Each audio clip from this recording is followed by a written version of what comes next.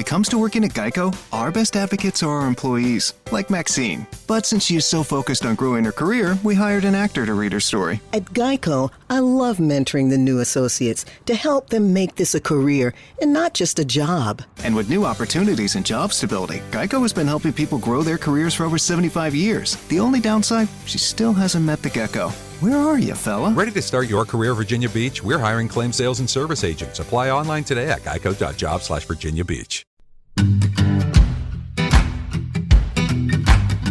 What is up, guys? I'm Dusty Grant, the host of the DG and Friends podcast. I'm excited to take this ride with you as I get to know interesting folks from all walks of life and pick their brains about their journey.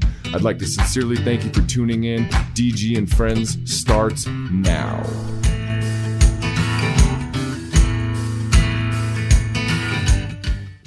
Ladies and gentlemen, episode 7, DG and Friends. I'm here with my friend Dan Levy. Dan, how's it going today, man? What's going on with you? Hey, man, long time no chat, long time no see. I've been keeping up with you on social media for years and years and years, but I don't know that we've had a conversation in person since we were maybe in high school, maybe middle school. I would say junior year of high school, maybe senior year is when I met you. Yeah. So I would, it's been a long time, man. You've come a long way and your story's been an interesting one. So when I saw what you were doing and I did this thing, I was like, I'm going to hit that guy up, see if he wants to come on the show. And I'm stoked to have you on, man. No, I wanted in. The minute you said you're doing podcasts, I was like, I got to jump on it. So what's new with you these days, man? Are you doing anything cool lately? I still work a radio job in Chicago. I still am on the air. I do traffic, news, weather, and commercials for a ton of radio stations in Chicago and Midwest region. I work for a company where I do voiceover stuff for a bunch of radio stations all over the country. Podcasting has probably been a giant source of what I've been doing lately. And I'm actually going to be starting my own company doing podcasts for people. So people that are new to the game of podcasts and things like that, I'm going to kind of make it a one-stop shop where I pretty much just do the production of the audio and the pretty much the stuff you're doing right now. I would just take the audio and punch it up, give it a good intro and all that good stuff. I see. So basically like the talent can basically just go on, do the show. They don't have to do any of the production or any of that type of stuff. They just got to worry about recording it. Then they send it my way and I doctor it up and give it a good shine and let you post away. Yeah. And I'm sure it would sound much better than mine.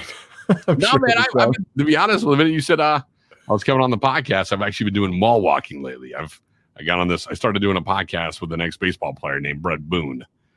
And he was like, every time I would post a food picture, he would always text me like, fitness feels a lot better than food tastes and all this stuff. And I was guilting you. I was like, Boone, it's just a piece of cake. And then he would just go, I bet you can't do my 21-day challenge. I was like, all right, I'll do the 21 days. And it wasn't easy, but I've lost 16 pounds doing it. How far into it are you now? This would be day 31. Oh, so you're going to continue to go. You know what? It's 21, but things get added on. So it's been kind of cool that way to do that kind of stuff. So it's one of those things where you just kind of, I kind of like it. I mean, don't get me wrong. I haven't been strict. Like on Christmas Eve, I was at my wife's family's and they had like beef. Yeah. I had a couple of cookies that my mother-in-law made. So I had one of those. Or tonight my son had some salmon. So I had a little piece of that. I'm not bringing you on here to guilt you, man. I'm not trying to bring you on here to make you feel No. I'm just saying this is what I've kind of been in this mode of it. So, I mean, it's kind of the way I've kind of been doing stuff. But it's funny how podcasts have been changing me like in that kind of cool way. Yeah, I've met a lot of really interesting people and learned a lot of unique skills doing this that I never thought I would ever learn. But I didn't really have a choice. I had to put the nervous energy somewhere. I wasn't out playing shows. I wasn't recording. I wasn't doing anything because we couldn't get in to do anything anywhere really. And so I've learned all this broadcasting stuff and live streaming and trying to, develop a Twitch channel and all these things during the pandemic. And man, it's so far so good. It's been fun. And like, I think this is a platform and skills that I can use to apply to music too. So, it's a win-win for me. Well, I feel like I'll say this. It's interesting because you and I went to high school in Omaha, Nebraska. And I actually almost went to your high school for the last year there. I had a lot of buddies.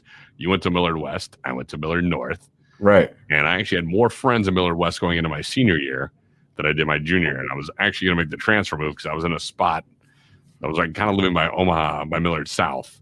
And I had a choice where I can go to any of the 3 high schools my senior year. And I was like, I should have gone to Millard West, but then I ended up doing Millard North because it was my last year. And I was like, all right, I'm just going to do it. But I remember you being like the popular guy. It was Dusty Grant. And you showed up and it was like we were at a party. You're like, hey, how is it? Dusty Grant was there. Yeah, right. You were the it guy.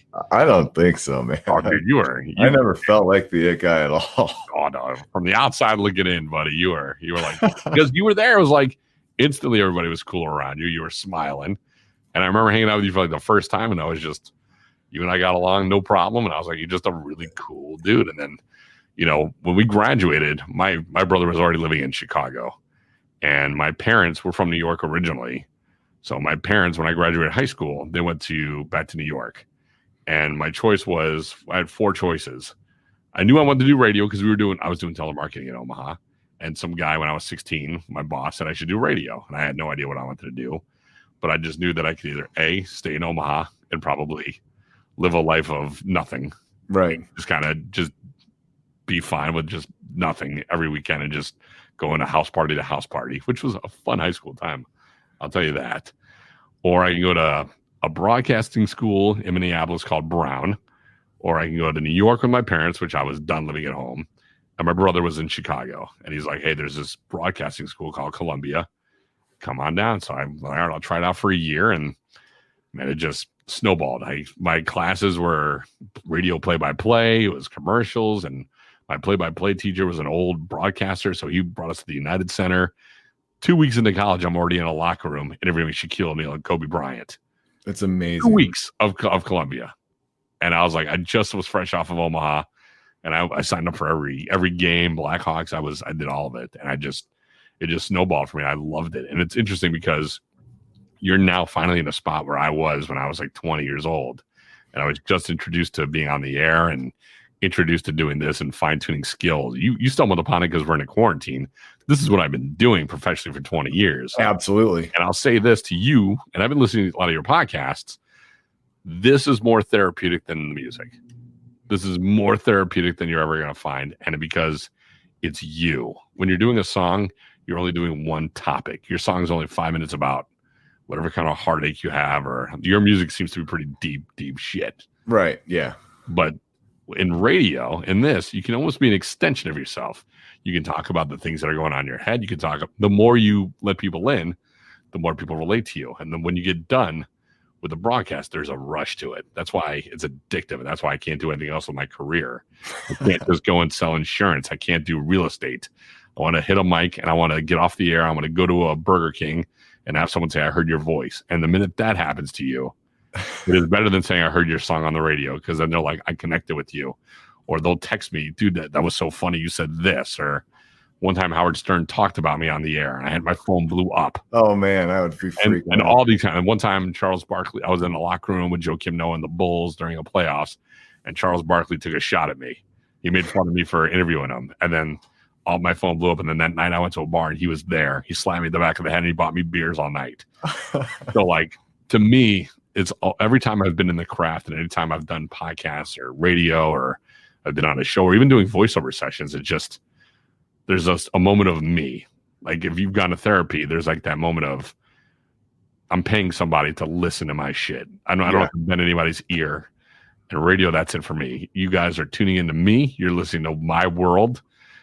I'm going to take you on the roller coaster. And when I'm done, I feel like 1,000 pounds lighter. And everything above that is cream cheese. Well, you're so lucky, man. I'm learning, like you said, the hard way. And I have another broadcaster friend that's mostly like live streaming podcast oriented. And he told me, he's like, you know how you're going to get good at this? He's like, start going live. And he's like, start lining up guests, start lining up random chats. The fire is real, man. The fire is real. And every time you put one out, like I said, it's one of those things where I like to put, you're doing consistent. Podcasts is about consistent, and what you're doing, the pre-promotion, the post-promotion, everything leading up to it is awesome. Live, there's a fire to it. But at the same time, like I'm the kind of person that likes to, all right, how much stuff can I pile into one podcast? Am I going to make a joke? There's times I like to prank my friends, and there's times I'm going to call my brother at one point. My wife and I we are going to do one probably the next couple of days where we're going to go live, and we're just going to have people ask us any questions they want as a married couple. and we're just gonna do like almost a hot ones challenge. Just take hot sauces and pay an ode to that first we feast, and just truth or dares, would you rather's, and have at it. That's some of the best stuff that I've noticed that I've been able to get so far since I started was when I'm doing something a little more impromptu. Like if I just have, like, I have a friend on Friday, I'm like, what are you doing? It's the same guy, Derek. I'm like, what are you doing, man? You want to go live? He's like, let's go. And I'll send him a link and we just go and start talking. And how was your week, man? And that's why I tried calling you a couple weeks ago. I was, I'm just going to see if you can randomly come in. Yeah, people are starting to come in now. We got some people commenting. We've got some Jesse Sin and the Trench Bros are in the house. Jesse's got a podcast and they sample beers and stuff. It's super funny. I just wish I had Jesse's girl, let alone his beer. Yeah. I mean, look at the guy. That guy looks like a fun time. Neither one of us has got any of that going on, do we? No. I got a 6-year-old who's screaming outside. You can't even hear him right now. That guy, he's actually having a life. I did learn to turn the noise gate on, Dan, so don't worry. Slowly but surely, I'm learning which buttons to click and which things to turn to try to get things. Like I said, man, if it's not for random live noises, what are we doing live? What are we doing?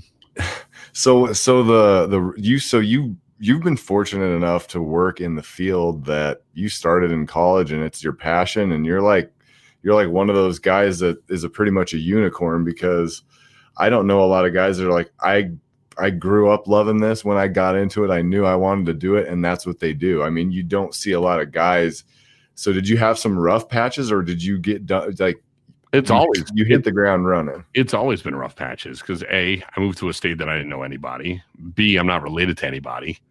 And C, this is a hard field because podcasts before there were podcasts, we were just gunning for jobs. And I was naive. I mean, I went and worked at a sports station out here, and I didn't realize how really competitive it was. I just came in like the way you are, just happy-go-lucky. Let me just work and feel my toes, and people were gunning for gigs and trying to get me out.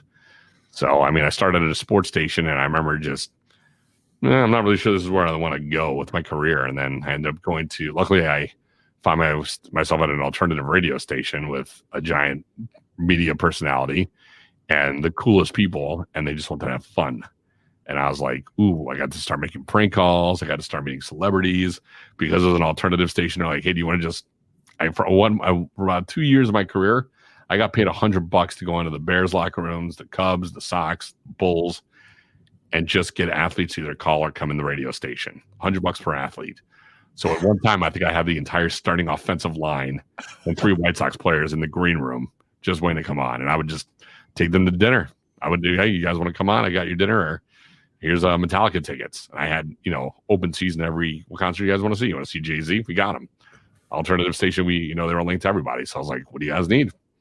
And I was able to I kind of made my own career that way. Some people just kind of go that way. And then I kind of took a side, and I went, you know what? I think I want to try doing voiceovers. I want to maximize voiceovers. And I think I want to do production. So I flew out to LA, and I went and hired a bunch of coaches for a couple of weeks, and I sharpened my skills up and started doing that. And then I've kind of just, my buddies and I, we started podcasting. Actually, I started doing this in 2008, believe it or not. We started talking about podcasts, and I started working with a couple of ex-NBA players, NFL players, and my buddies and I, we did a podcast. And next, we got picked up to be on the Howard Stern channel for 3 years. Wow.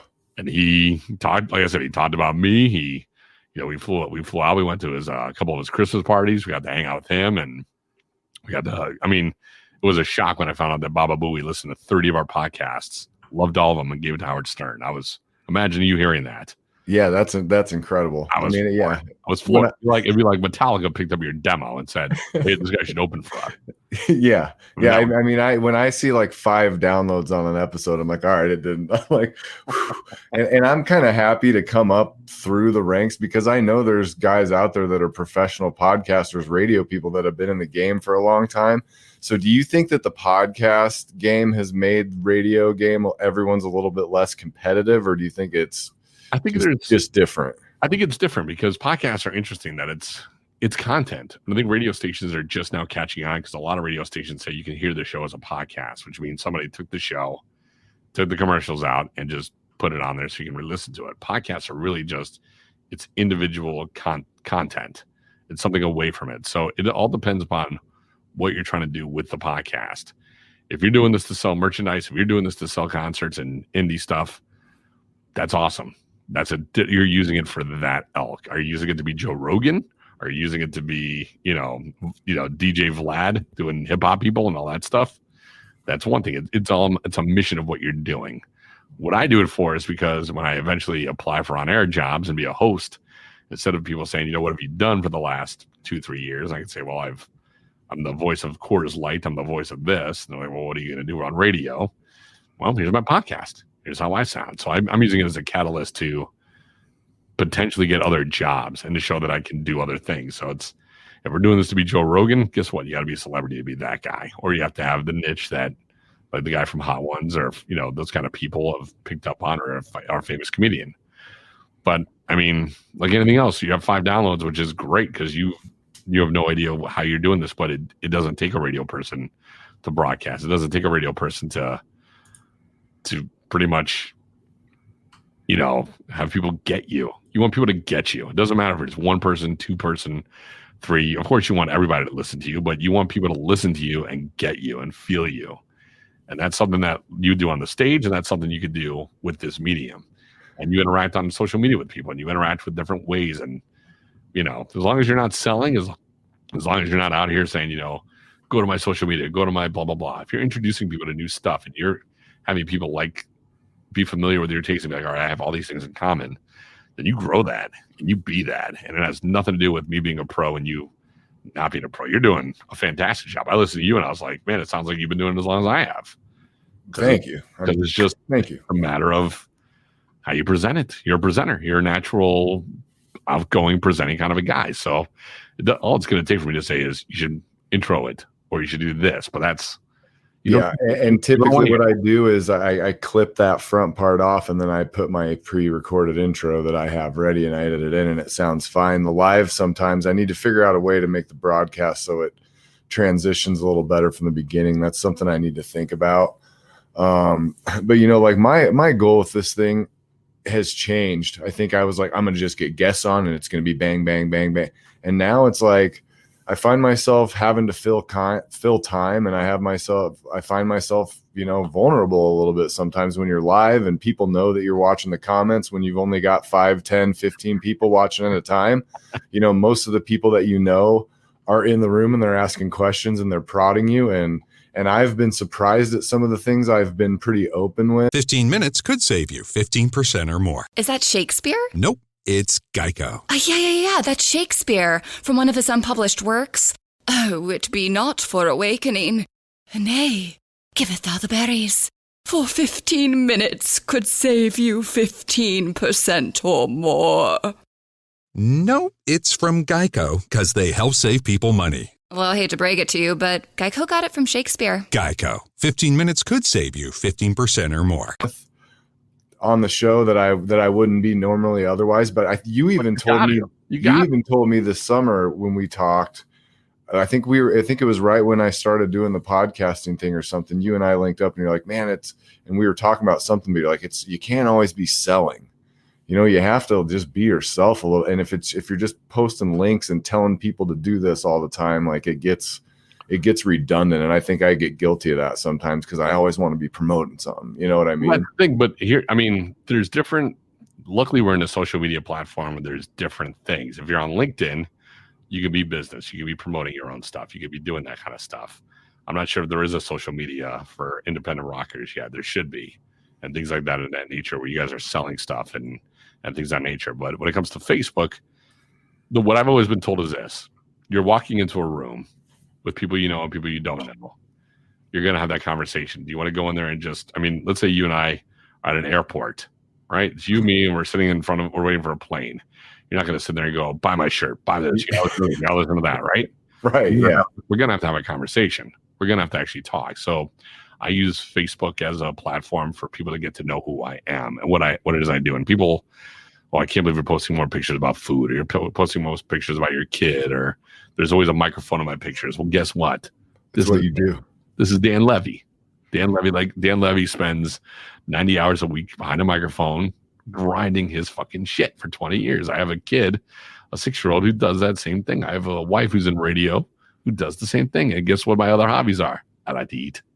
I like to post jokes. I talk sports, and I've only really gotten comfortable with giving my sports point of views because I don't work in sports anymore. I used to not do that because I was like, well, shoot, what if a team doesn't hire me? What if, I tried out for the Bears public address announcer. I tried out for a bunch of these people, and you know what? It's the gigs I didn't get, but I got to be like, well, I'd much rather have people hire me for who I am. So for Facebook, you want people to just grow with you. If you want to do Instagram, that's a great place to be like, picture them, grinding it out, or maybe a little tune of you doing some stuff, or maybe a guitar signed by so-and-so. If you want to do Twitter, just keep up the stuff, keep conversations growing. It's not, and I've heard this from other social media people, it's not about the comments, it's about the shares. So if you have a funny meme, post a meme. If you have a, something of that nature, you do that.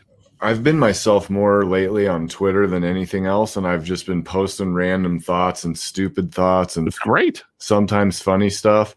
And all of a sudden I'm like, I find myself gravitating away from Facebook just because I enjoy the Twitter experience more. Sure.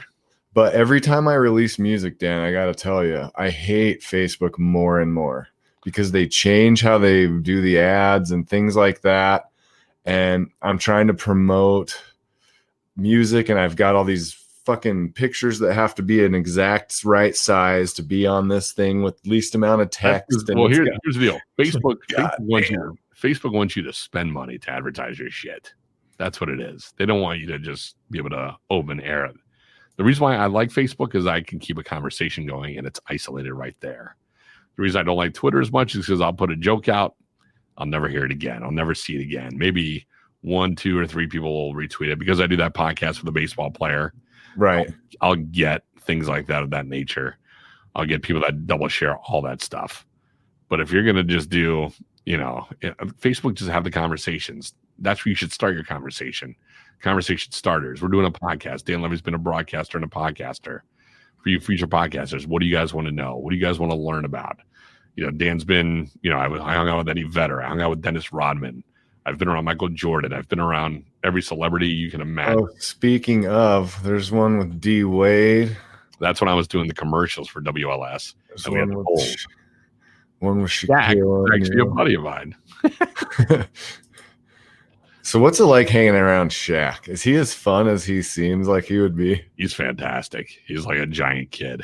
And it's funny because the story I have of him is interesting because I've been around these guys and I've been around so many athletes. And the ones who you think are going to be not the coolest are usually the coolest. The ones who you are like, I looked up to all my life are not very nice. And Shaq was awesome. So a buddy of mine, his name is Mark. He's on my podcast a lot, Levycast, which is going through the squirrel right now.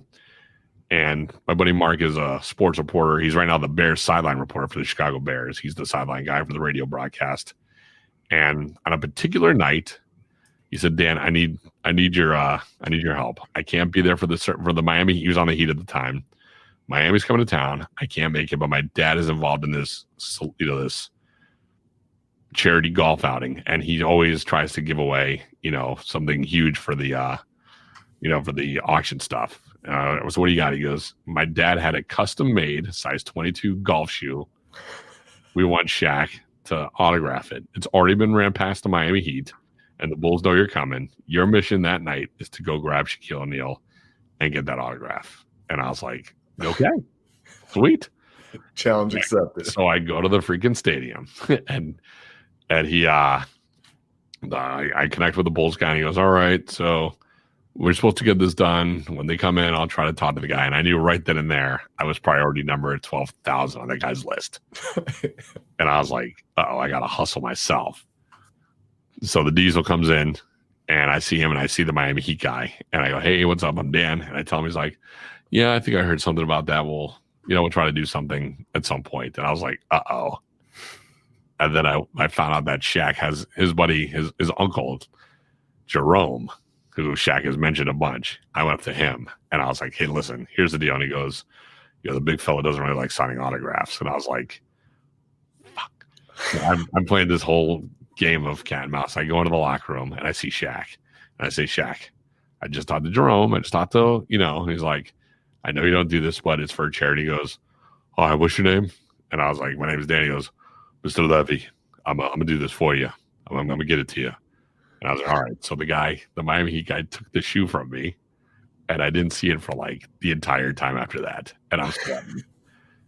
And then I tried to tell Jerome, he's like, man, big fella's gonna do what he's gonna do. I go to halftime. Shaq's looking at me and smiling, but he doesn't do anything. And so it keeps going in this cat and mouse game. And then at the end of it, then at the end of the night, I was like, Jerome, he's like, I don't think we're gonna be able to sign that shoe. And I was like, oh. I luckily found the shoe in the locker room. I got it. I go, Shaq, pretty please the cherry's on top. He looked at me, signed it, threw it in my stomach. And then I go, wait, can I get a picture? And he goes, you're done, old man. And I was like, oh. And he grabbed my head. He goes, I'm just playing. Let's do a picture. And I was like, oh. And he's like, why you got to keep talking about that shoe all night, man? You knew I was going to sign it. I'm like, I don't know you from a can of paint. You're the guy that was a poster on my wall. I need a favor from you. I don't know what you're doing. Well, he was cool. He gave me his phone number, and I've been able to get him on certain things. Sometimes not, sometimes yes. But when I've seen him in other places, he always calls me Mr. Deep Voice Guy, and we always hear kind of cool. But that one night, man, he had me sweating, and I was like, oh. The only reason I went to the game that night was to get his, and I'm like sitting there like, D Wade was coming. He's like, are you all right, man? You sweating? I'm like, if you only knew what I was doing here, man. I don't even want to be around. I was like a Saturday night. I'm like, I just want to go home and go to bed. Instead, I'm sitting here sweating, smelling icy hot, waiting on Shaquille O'Neal to perk up and put a pen to his shoe. So we got another one here. You know someone's going to ask that question. How is Dennis Rodman? Dennis is probably one of the better stories I have. Dennis, I've met a couple of times. The first time was at the radio station because again, I was at an alternative station. He came in, and the very first time I saw him, it was the night of Scottie Pippen's jersey retirement. So he came into the radio station, and I was like, total awe of him. And he's like, "Hey, my man, I want to show you a video." And I was like, "All right, what do you got?" He shows me it's an old video where it's like a hot naked chick in a hot tub. And she gets up and she's got like a giant penis. And I'm like, oh my God. Thanks, Dennis. I was like, I've been waiting all my life to meet you. And this is what you show me. And he started laughing. He's like, you're pretty cool, man. And I was like, well, I'll be at the game tonight for Pippen. Let me know. And he's like, all right, man. All right. And then at first I didn't really, I wasn't able to get a hold, kind of get around him. And then my landlord at the time, his name is Phil. And Phil is actually a jeweler in Chicago. And he used to hang out with Rodman back in the day, and he had a media pass just because he had some bogus media outlet, but he was really selling diamonds to all these athletes, and he hung out with Rodman back in the day. So he grabbed me. He was like, "Hey man, we're gonna meet with Dennis. You down to go tonight?" I'm like, "Fuck yeah!" So he's like, "All right, we actually have a mission." I go, "What's the mission?" He goes, "We're gonna meet with Joakim Noah. Joakim's never met Dennis, and they want to hang out." And I was like, "Sweet, where are we meeting him at?" And he goes, it's called Baton. It's a bar called Baton downtown Chicago. I was like, what is it? And then he goes, you'll see when we get there. Female impersonation bar. Nice. All drag queens, which was fine. I walk in. He greets me with a shot of kamikaze. It's time to go. We start walking out. He bear hugs me, and I get thrown into Mercedes-Benz. We go to this bar. It's actually the Iron Chef in the Asian. It's called Japanese. It's a sushi place downtown Chicago, and I think it was at Morimoto, the guy from the Food Network. I forgot whichever it was his place. We go there, we go downstairs, and Joakim Noah must have been drunk or something, but he was laying on a bench, and he looks at me. I walked in first. He goes, "Yo, bro, you early?" I was like, "I don't even think you know I'm supposed to be here." Yeah, so I go, and he's like, and so Dennis is like, he's introducing me like I've known him for years.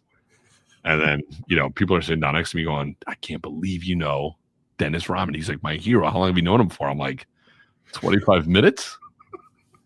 And then at the time, I had actually lost my job. Like I was interning for free, and I lost my radio gig. I went through a downtime, and I had like no money on me. And Dennis bought the shots at first, and then one of the guys like, hey man, I think it's your turn to buy the shots. And I'm like, oh shit. I'm thinking in my head, how am I going to pay for these shots? So I go to the guy. I'm like, I need like 9 kamikaze shots. And I'm like waiting for this bill. The guy goes, it's on the house.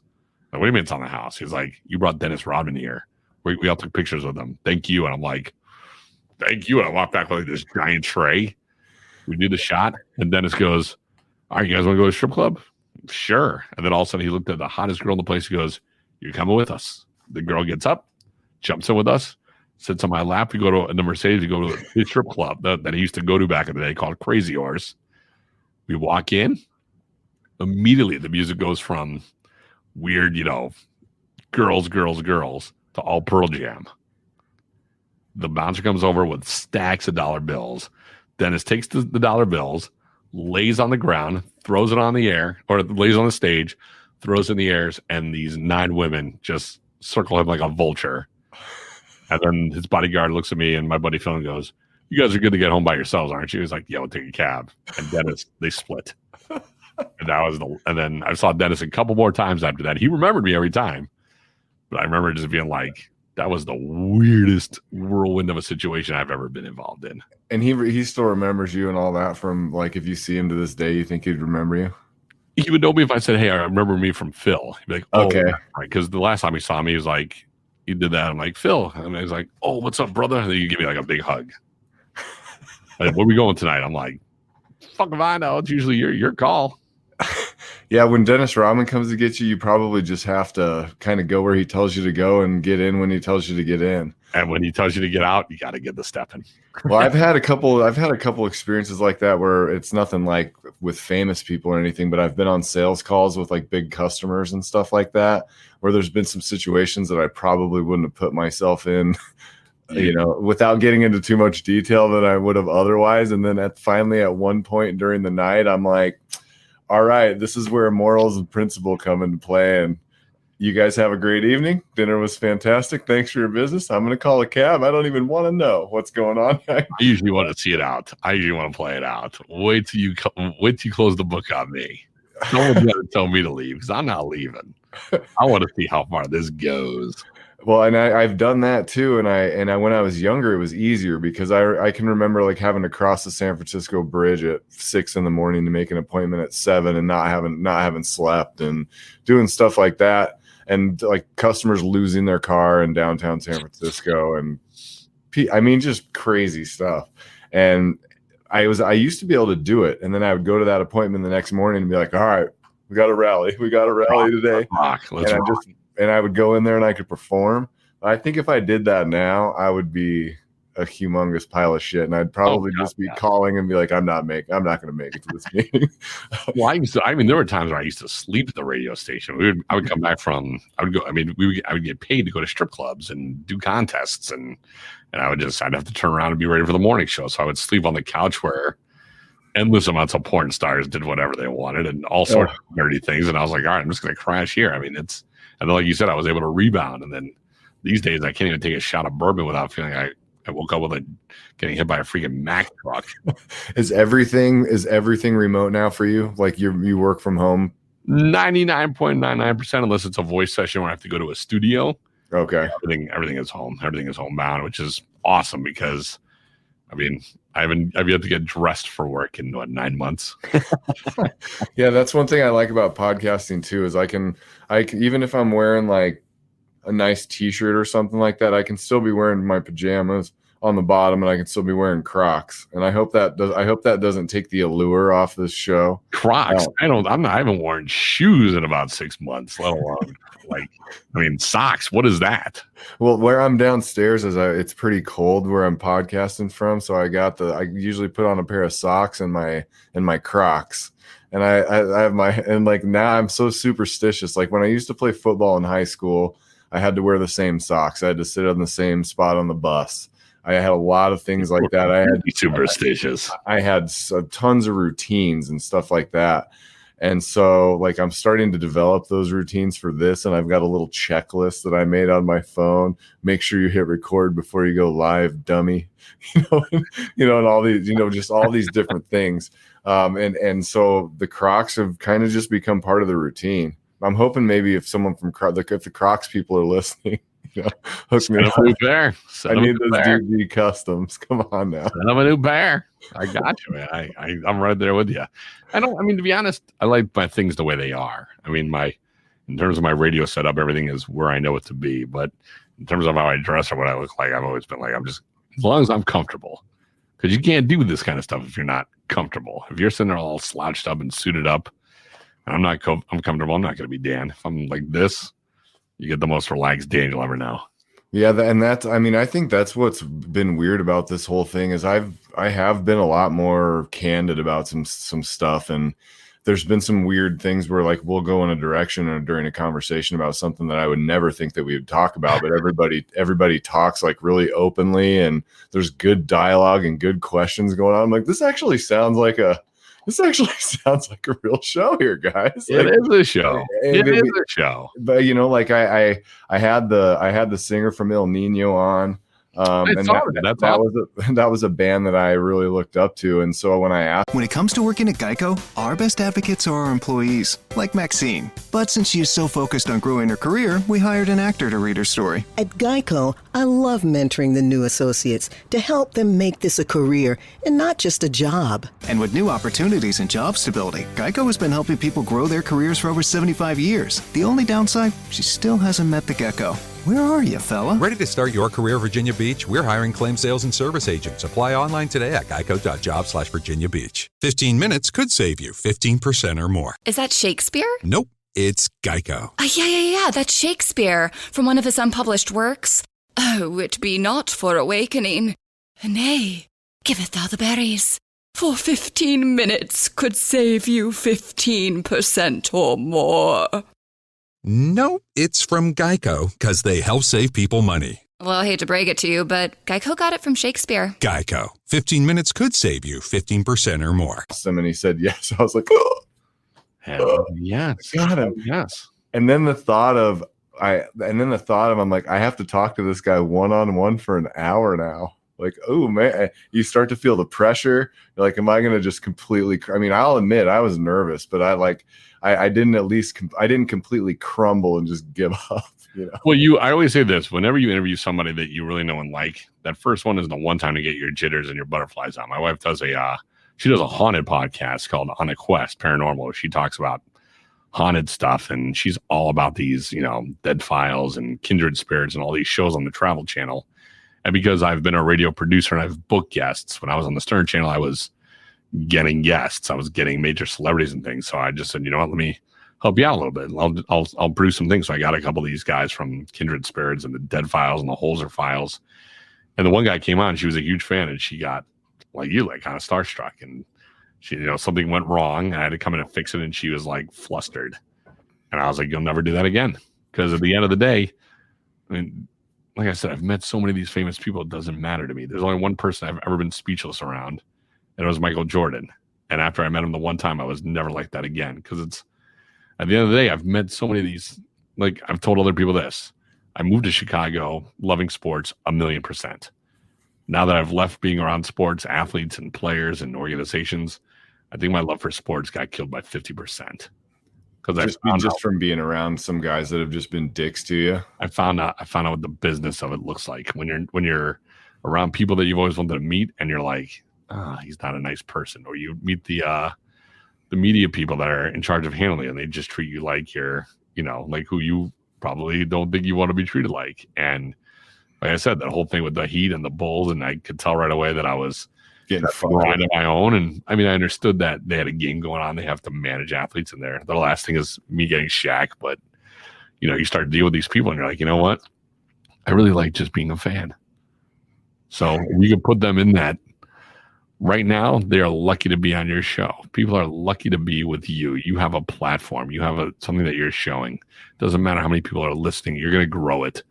So just look at these people that are lucky to have you, and look at them as, when you and I used to drink and party in Omaha, I was always like, what if we had Snoop Dogg in this as we're smoking? What would we do? And I remember, I'll tell you the story real quick too. The first time I went to Los Angeles, my mom had a convention to go to in LA. It was 2003, and I was interning at the radio station who I was doing sports stuff for.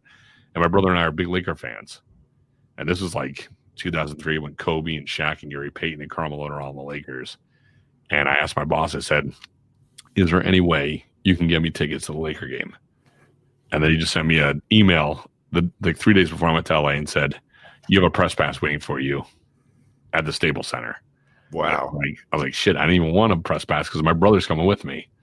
So I actually had to call the Lakers, and they ended up giving my brother a ticket. And I was like, he's like, go get interviews, do what you got to do, and I'll wait for you outside the stadium. And I was like, straight.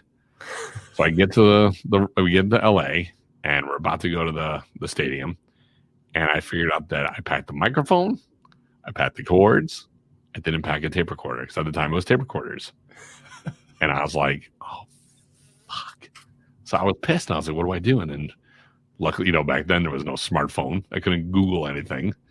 And so I asked the concierge, like, there's a Target down the street. So I was like, all right, I'll go to the Target. Go to the Target, and I walk in.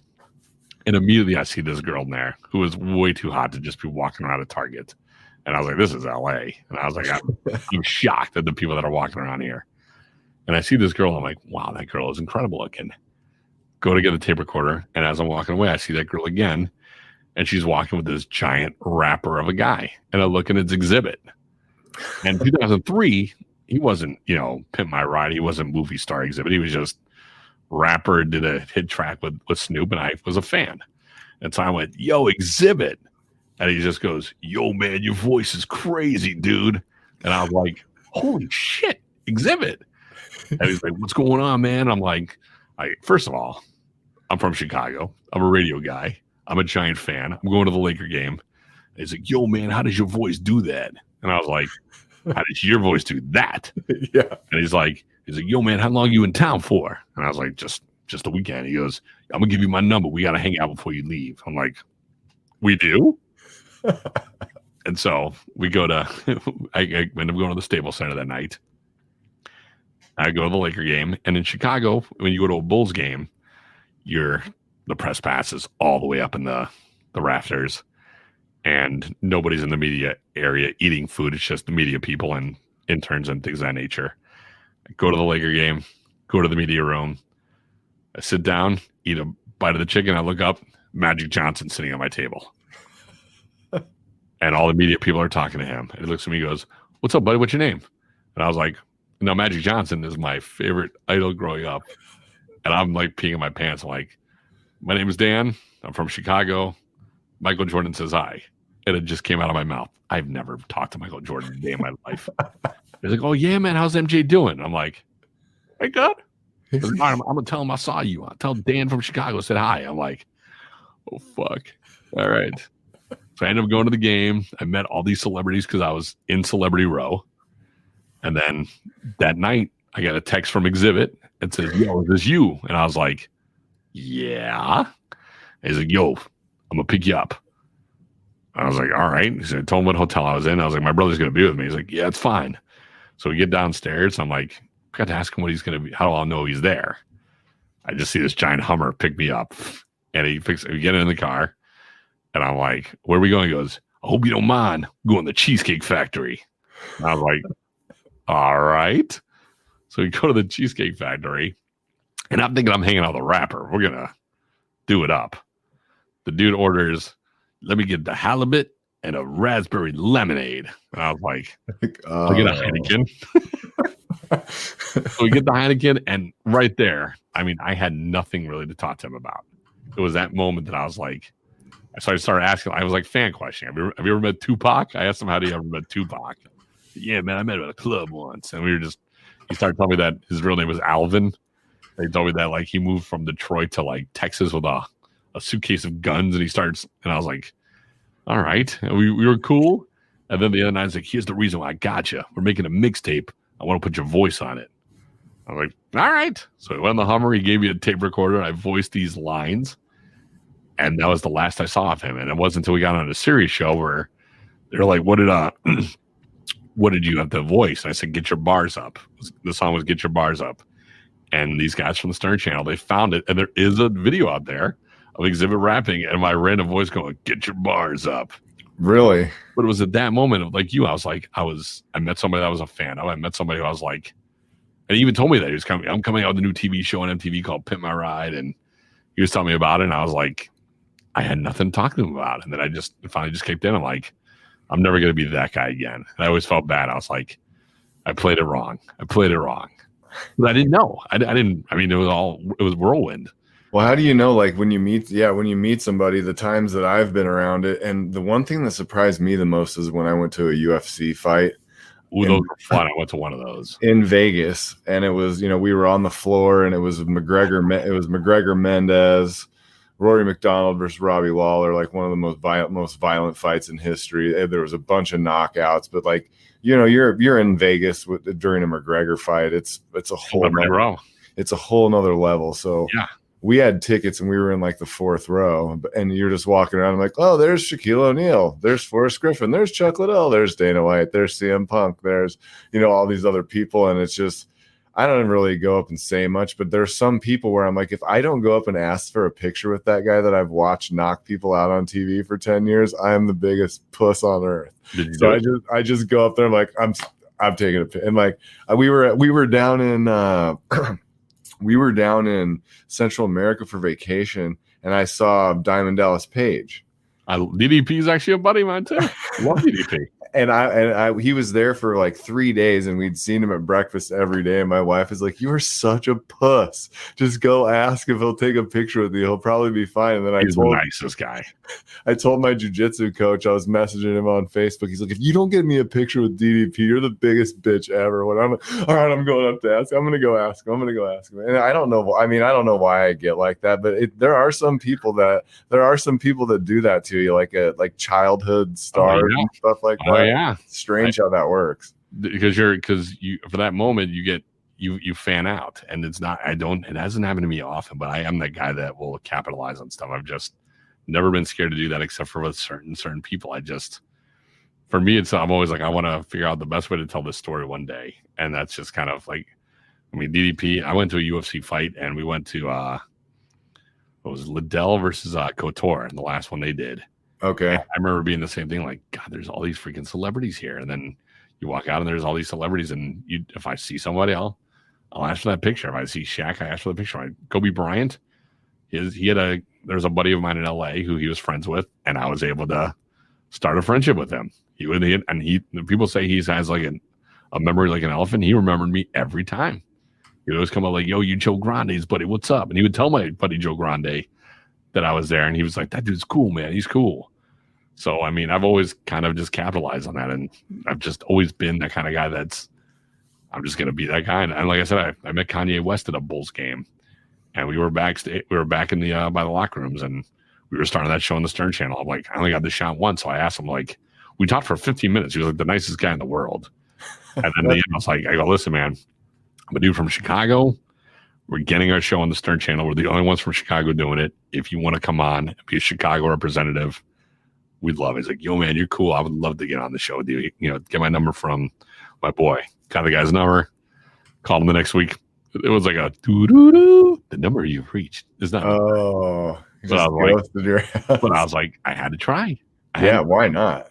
I mean, you only get to meet Kanye West once, so I was like, I'll take my shot. The worst they can do is say no. That's kind of how I've approached the booking for this. And even then, I don't necessarily want to just chase like big times. I want to, like, the cool people that I know, I want to bring them on and chat with them and showcase them to the other cool people that I know, and hope that those cool people like this person. You know what I mean?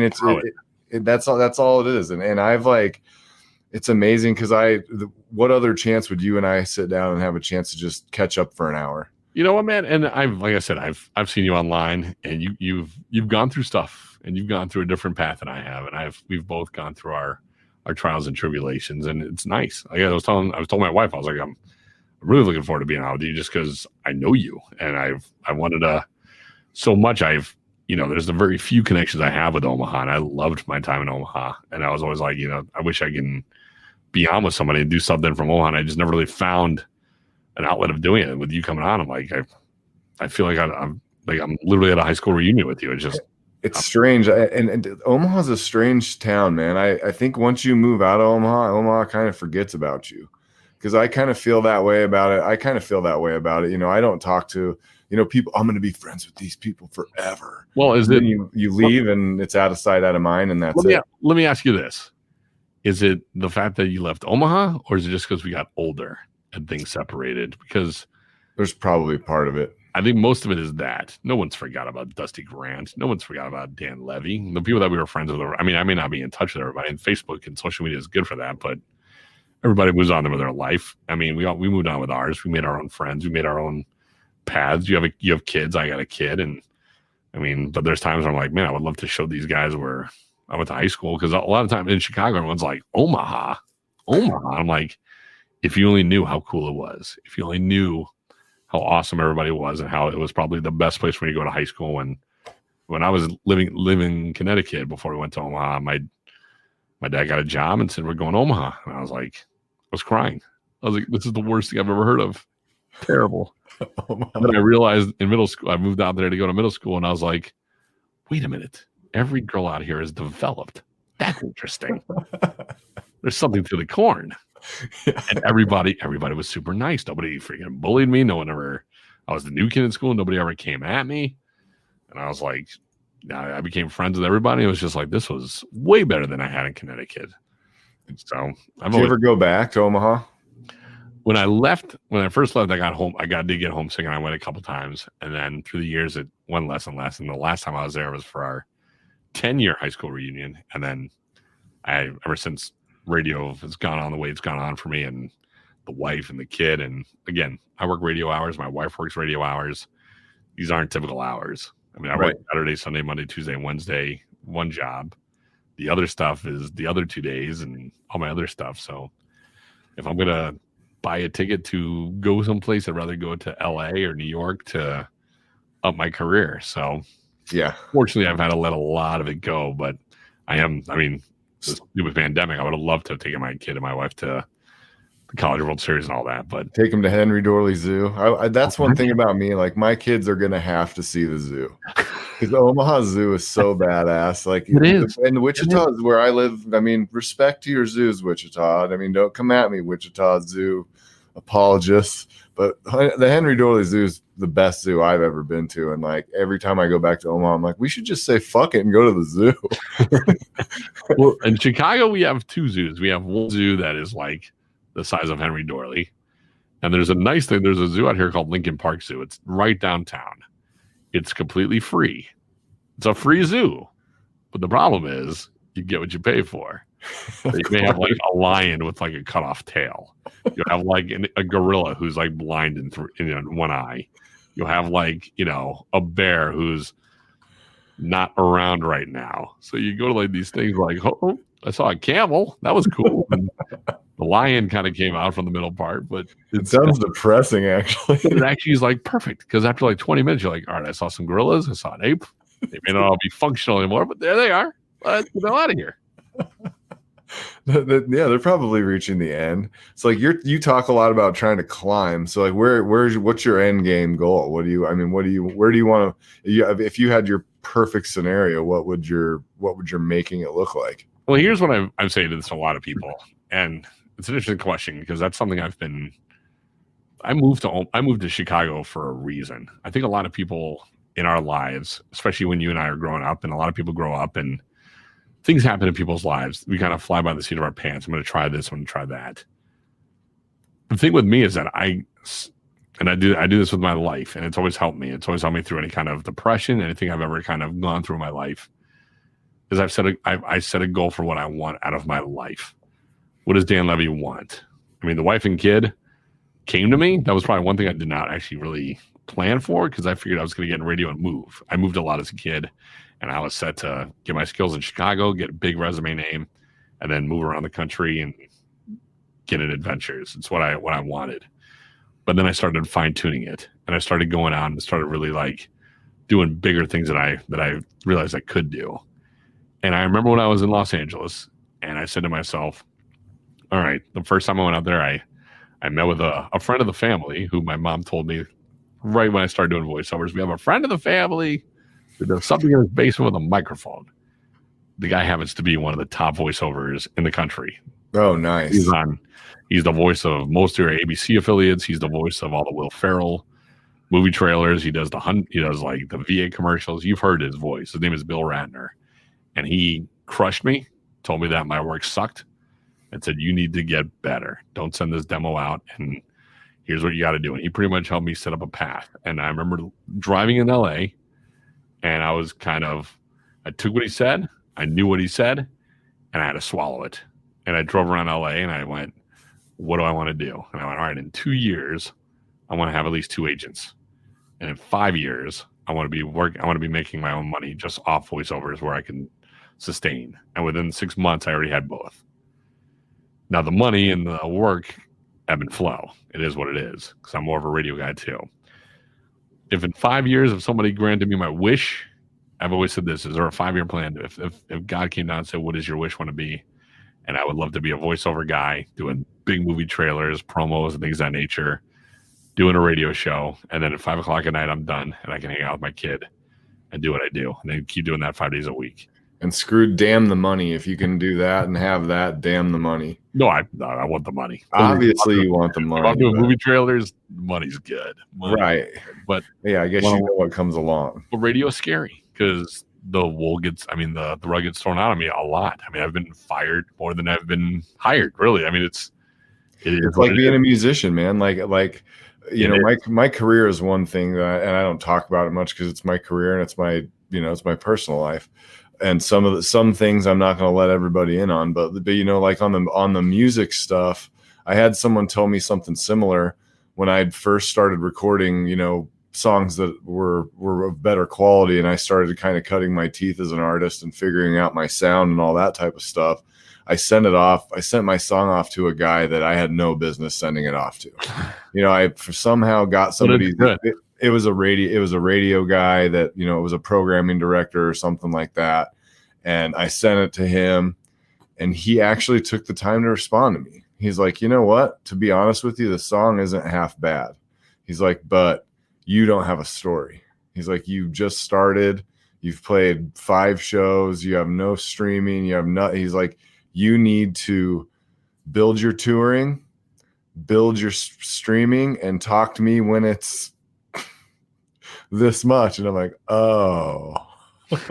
But you need that. You do actually do that, and it hurts, and I swallow it, and I thrive off it. I was thankful. I sent the guy an email back. I'm like, man, all I'm asking for is a little guidance here. As a guy that has no clue what I'm doing, and I'm just out here seeing how far I can push it.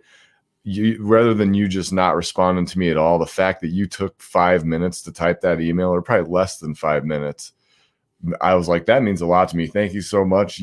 I was wondering what my business plan was, and then all of a sudden I'm like, okay, book more shows, you know, and you keep doing that, and you keep doing that. You need that. And these are things that help me get through all my life. I mean, because you have another career, which is excellent. I don't have another career. I just literally recently got my insurance license because I'm good at talking to people, and I have another way of getting money now. But in terms of, I mean, when you put all the eggs in the basket of radio and you lose that job, I mean, I would be lying if I didn't say the first 3 times I cried my eyes out. The first 2 times I don't know how I was going to make a living. You do the unemployment. And I've told people this, a lot of times when people get fired, I'll reach out to them and I'll say, it's like a death, because in radio, there's an ego to you. There's who I am, what I do. And when that's gone, that's gone. And a lot of people don't know how to handle that. And I've built it in. But I mean, now when I lose my job, it's not just me losing my job. Before it was me, I'm on unemployment, and, you know, I'll be okay. I got a wife.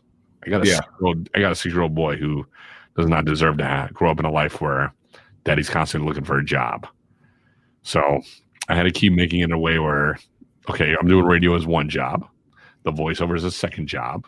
I'm creating this podcast thing where I'm doing stuff I'm already making. That's a third job. Right. And I'm still in this process of creating more income, because if one job leaves today, I can pick up another one, and I can pick up another one, and there's always things to land on. So the climb is always, it always kind of gets fine-tuned. I think I'm on a good path, and then something gets chopped, and I got to figure out how to move from there. And you just got to keep doing it. It's been 20 years of this, and every time I lose a gig, and I think I've listened to your podcast, and I'm going to keep referencing you because I spent some good time listening to you. And who'd you have on? You had a girl on. I think her name was Jasmine Enns.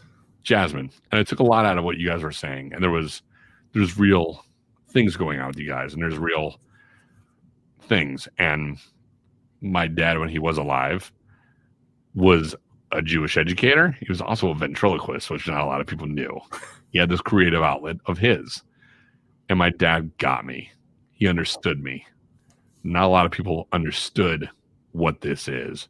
And maybe you guys didn't really have that, and maybe she didn't really have that. And I could tell when she said that she was 2 years old going to therapy, she was obviously in a situation where it was bad.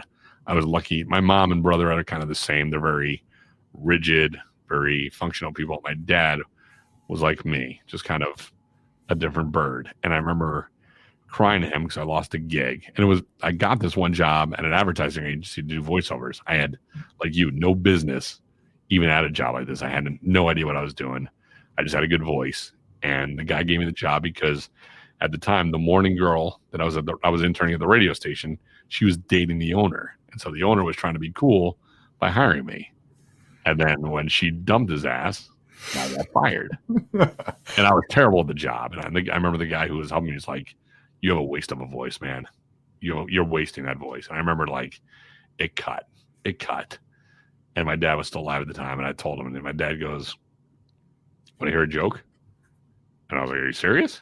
And he's like, "Yeah, you want to hear a joke?" And he started telling me 5-10 jokes just till I started laughing. And he's like, "There's nothing to worry about. You're going to get jobs. You're going to lose the jobs. You can't take life this seriously." And he always brought that to me. Just don't take it seriously. Don't take life this serious. And that was just the way I was brought up. Like my dad was always joking. My dad was always, it was serious. I mean, he was still my dad. He was still the working guy, but he knew what I was doing. He knew where I was going with it. And he just kind of just put that in my mind. And my mom and brother, they operate differently. My mom is, doom and gloom. And my brother is, okay, then what else can you do? I'm like, I don't want to get out of this. I want to figure out how to get back. Like Daniel LaRusso, I got my ass kicked. How do I go back to the tournament and win the freaking trophy? What's the next trophy? And that's kind of the way I just kept playing it. I'm like, you know what? I fucked it up this way. Let me learn this skill. So let me be a better voiceover guy. So I became a real big production guy. And all the stations that deleted me and said, "We don't need you," all of a sudden wanted me to start being the voice of their station. Yeah. And right then and there, when people said, "You can't do this, you can't be in sports anymore," boom. I'm doing a podcast with the next athlete. We just had Ken Griffey Jr. on. We had Albert Pujols. And we had Tony La Russa, who's the new Sox manager. And that guy won't do any radio stations since he just became the Sox guy. But he did yours. He did our podcast. I sent it out to every radio station, TV outlet. They played it. So for me, it's just, I want to prove people wrong. I want to prove to myself that I didn't move to Chicago to waste my time. And I think I'm always at this game of climbing it. I mean, I haven't fulfilled it. There's a giant knot in my stomach. I'm happy where I am. For the once in 20 years, I'm happy with my life. I was telling my wife this. We're in a good spot. We're in a good place. I have multiple incomes coming in. She's got a good thing going on. My son is as happy-go-lucky as I was, and I'm trying to give him that same, don't take life too seriously. There's times when he gets serious. I go, TJ, I'll start tickling him. I want him to learn that life isn't this serious. And if you keep with an open mind and laughing about it, you just got to keep going, keep burrowing through. If there's a passion to this, and you have a passion with yours. So I say go all in on your passions. You should talk about the career. You shouldn't hide that. You shouldn't hide any of this stuff. I mean, when I went on Stern, I talked about how I lost my virginity. I talked about how everything. I was like, you know what? For once, I'm just you ask me the question, I'm going to answer it because I want. And for me on that, it's actually not that I'm afraid to talk about what I do for a living. It's that I think the company that I work for would not like because there's some stuff that's like trade secret and stuff like that. I'm in sales and marketing and stuff like that and markets and all of that. So I try not to get into that stuff too much for those reasons. That's fair. On my personal life, I'm pretty much an open book aside from naming names all the time. You know what I mean? Sometimes you might have to be a little bit more vague, but I have learned to open up a lot on this because I've needed to fill time with a couple people. And I think honestly, you have better dialogue with your guests when they get some authenticity from you. They feel that you're actually there to have a warm conversation and not just be like, "So who are your biggest influence?" The really canned stuff all the time.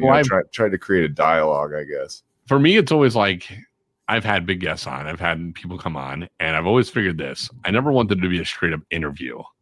When I had Sendog from Cypress Hill come on, I wanted to talk to him about like how in high school I used to get high to his music. Yeah. Before I was in middle school, he was. When I heard that when I was in middle school and I heard Cypress Hill was doing marijuana, I'm like, well, you guys are bad people. You do drugs. And then 3 years later, I'm hotboxing in a car, listening to hits from Bong. And then 2 years later, they came into the radio station and me and the guy hit it off. I brought him in for the interview on the air. Him, Be Real, Bobo, all those guys, they thought I was cool. They gave me tickets to the show. They were pointing at us, the House of Blues. And at the end, he's like, yo, man, what's your name? And I've hung out with Cypress Hill a bunch. I've yet to smoke with them. But he came on and I was like, I just want to do a podcast about that. I want to do that. And I'm trying to read here. Boy, the episodes where we become the most vulnerable seem to catch the most traction. That's true. That's true. If you guys watch, and I don't know if you've seen it before, but maybe you haven't, maybe you should watch it again. The greatest thing you can watch right now as a podcast person is the movie Private Parts by Howard Stern. Yeah, I probably need to. I don't even know if I've ever seen it. You gotta watch it because he pretty much essentially what you and I are doing is his blueprint. The blueprint for Howard Stern was, I'm not going to be that guy that I hear on the radio. I'm not going to pretend to be that person. I'm actually going to be my life. The more open I am, the more money I'm going to make. And that's how it is. And that's how it is. As long as you're not coming on here, my life sucks, I'm going to kill myself. But if you can talk in a way in which you're like, this is bullshit. And then you can talk to somebody. And like I said, I've had all the guests I've had on, I've wanted to talk to somebody. I wanted to talk with them, not interview them. I mean, I had Bill Wennington on, the former Bull. I mean, how much more can I get out of him? You were a Bull. You played with Jordan. Forget what The Last Dance was just on. So give me every story about MJ that nobody heard.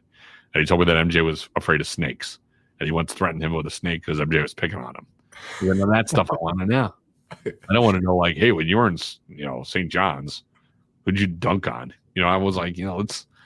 And I've hung out with Bill Wennington before at bars, and he's watched me eat. And I remember one time I once out ate him, and he's like, "Dude, that was special." And from then on, I was like, I've hung out with these guys so much, and I just want to they just want to talk.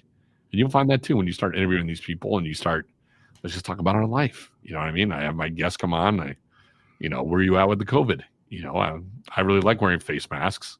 Because I know from now on I can crop dust living shit out of a Costco, and nobody can tell. Yeah. And right now I can rank to you the best freaking toilet paper there is, from good to worst, all because of the quarantine. If anybody gives me Scott's toilet paper, I'm no longer friends with that person. That's the worst toilet paper. You give me Charmin, I'm gonna hang out. Well, yeah, I gotta admit, I got a little bougie there. Supplies were running low out by where we live, and we had some low grade stuff, and I was like, this is fucking poppycock. I can't do this, dude. Here we go. In 3 seconds you're wiping your own butt with your own hand. Charmin, it's the best. And if you can find it at Costco, it's $22, but it's like wiping your hand with like that velvet bag that they give you. Yeah, so like, like in the Goonies when they all put their hands on, the lady empties that velvet sack with the gems. That velvet sack is what you're wiping your ass with, Charmin. Pretty much. And Costco, the Kirkland brand is pretty good too, and it's bulkier and it's $16. But if you get that Scott's tissue, man, I want to fight somebody. Yeah, I might just hold it. I might as well wipe my ass with my hand and just wash it off and go take a shower at someone's house. Yeah. Or do the Andre the Giant and shit in the shower. There's no way I'm wiping my ass with that stuff. Dan, we crossed an hour here, buddy. We could probably talk for like 3 more hours if you really wanted to, but I don't think anybody can stay up that long. I appreciate you coming on, man. I would love it if you wanted to come on again. Especially as I've gotten into broadcasting, I've started to admire you and your work, and you've followed your dream and you've done it for 20 years. And I kind of look up to you as kind of a veteran, and the little pointers and stuff that you've given me and all those things mean a lot to me. So I just, I'm super humbled and thankful that you came on, man. Is there anything else you want to cover before I let you go here? Well, I'll just say this. It's one of those things where I have grown up in a business where I had to learn all this stuff for myself. And the people that helped me always said, you got to pay it forward. And I'm always going to pay it forward. And I'll jump on a podcast with anybody. I'll have fun with anybody. I just wanted to hang out with you, to be honest. I mean, I'm literally working at the same time. I do radio at the same time. And I just wanted to hang out with you. So I appreciate the invite. I kind of bullied you into even going on your radio show. No, you can come on here anytime you want. But I had a blast, and anything you guys need, I'm here. And if anybody else out there who's listening wants advice on this stuff, if you guys want advice on podcasting and things of that nature, you can find me. LevyCast is my podcast. dlevymedia@gmail.com is my email address. You can find me on Twitter, Facebook, Instagram at Bass on Air, BASS on Air. I was Bass on the radio. And I'm one of those guys. I mean, I'm comfortable to where I am. Life is good. And you kind of froze. Yeah, I'm seeing things frozen too. I think this is a great spot to end the show, Dan. Thank you so much again for coming on. I froze the platform. Yeah, you got so deep that you might have froze the platform. I can see me moving, but I just see you frozen. Are you seeing me? No, you have the same stiff look, and I have my mouth open like it's a triangle. I gotcha. Okay. Dan, thank you so much for coming on, man. I will let you go. That's it, guys. DG and Friends episode number 7 is in the books. Dan Levy, thank you so much for coming on, guys. Check out his podcast. Connect with him on all the social media platforms. We will see you next time on DG and Friends. Have a great evening. See ya. All right, guys, that's a wrap on today's episode. Thank you for tuning in. Don't forget to follow and subscribe to the show on your podcast platform of choice to be notified of new episodes and leave a positive review if you dig what you're hearing. Guys, I would love to hear from you on social media. Let's get connected at DustyGrant57 on all platforms. All right, y'all, that's it for now. See you next time on DG and Friends.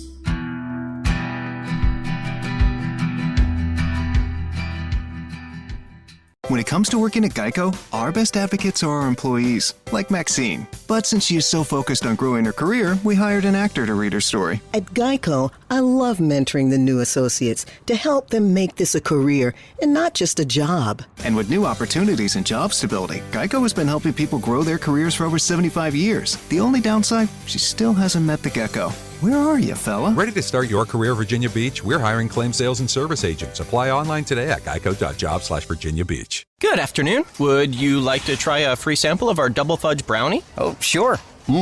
That's very good. I'll just take one more, just to be sure. Yep, still very good. Some things never change, like never being able to take just one free sample. And Geico saving folks lots of money on their car insurance. Is that macadamia nut I taste? Let me take one more. Sir, Yeah, I thought so. 15 minutes could save you 15% or more.